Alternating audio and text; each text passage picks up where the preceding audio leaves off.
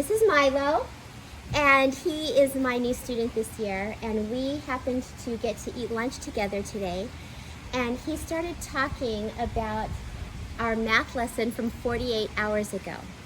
And it made me so happy, and I thought you might like to hear what Milo had to say about math 2 days ago. 10 minus 5 equals 5, and then 12 minus 7 equals 5, and then 9 minus 4 equals 5. So that's a row of 5. And then it's like, I don't know how to say it, But you thought that was pretty cool? yeah. And I said, Milo, we did that 2 days ago, and you're thinking about it. Do you remember what you said?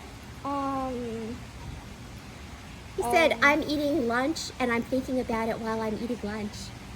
We're going to have a good time together in math, huh, Milo? Mm-hmm. You liking it?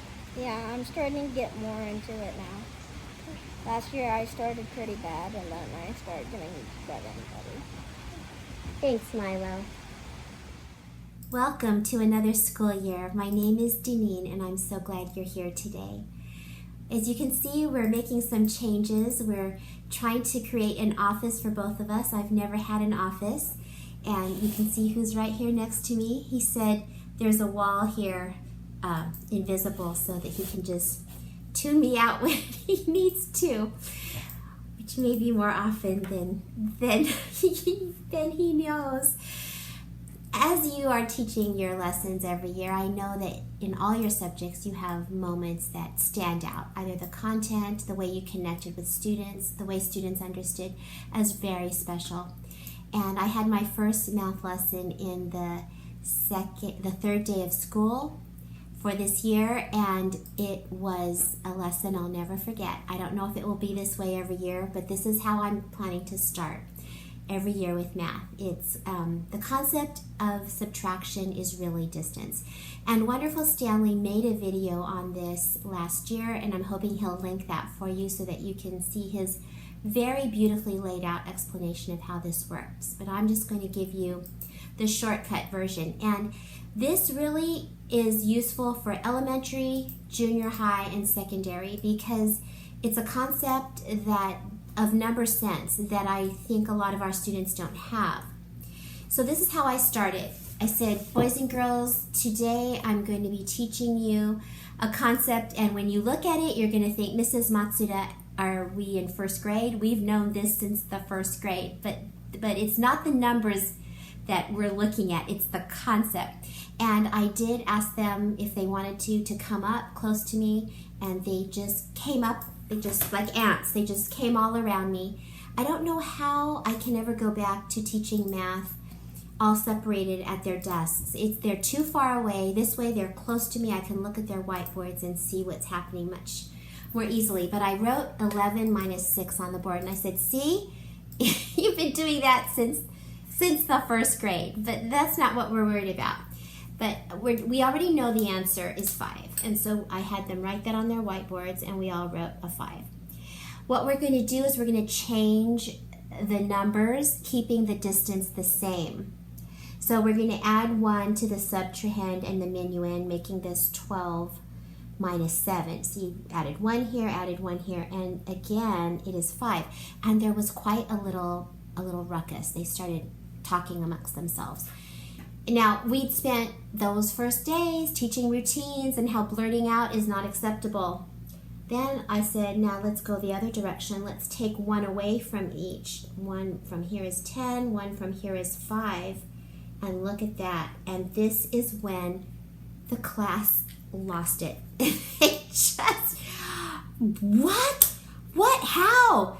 What? And is this magic?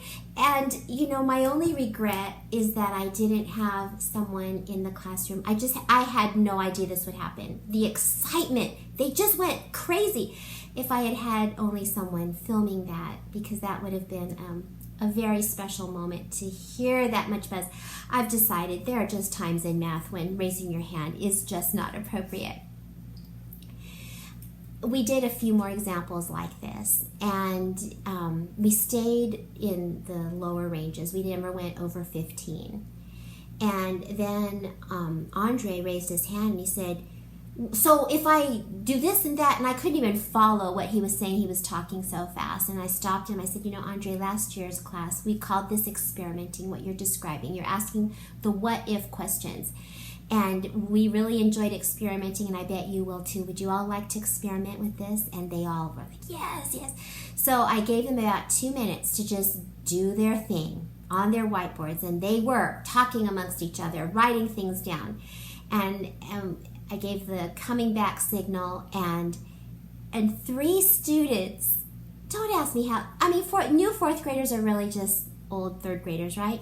But 3 students had figured out that this works with integers. Now, had I even experimented with integers? No, but they went there. Would that have happened on a worksheet? Would they have gone off on their own, trying harder things than even what we were doing? I did notice that 2 students, as I was scanning my area, had blank whiteboards, a boy and a girl, and I said, oh, I'm a little concerned because I don't see anything on your whiteboard. And the little girl said, it's because I don't understand what's going on. And the little boy said, I don't either.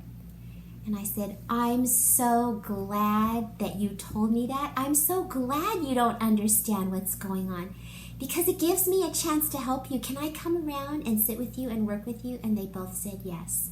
And I did a few examples with them. I didn't realize this until today when we were driving home. It dawned on me, it hit me like a ton of bricks, that the little boy who had the blank whiteboard, who didn't know what was going on, was Milo in the beginning of our video. He didn't understand what was going on, but once he did, 48 hours he's thinking about it throughout the day. Every few hours he's thinking about it.